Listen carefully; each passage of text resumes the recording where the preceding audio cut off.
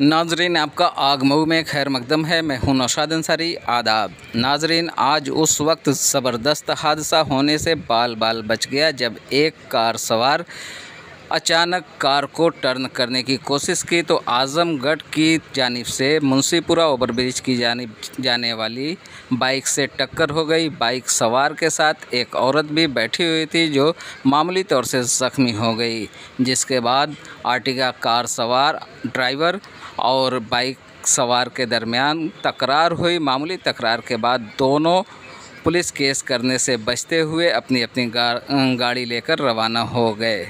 ये पूरा मामला मुंशीपुरा ओवरब्रिज से ठीक पहले साबरी मस्जिद के पास का है, जब आर्टिगा कार टर्न करने की कोशिश करते हुए बाइक सवार को टक्कर मारी। आपको बता दें कि आर्टिगा कार का नंबर UP 32 KZ 2224 है। आग न्यूज़ के लिए मऊ से ब्यूरो रिपोर्ट।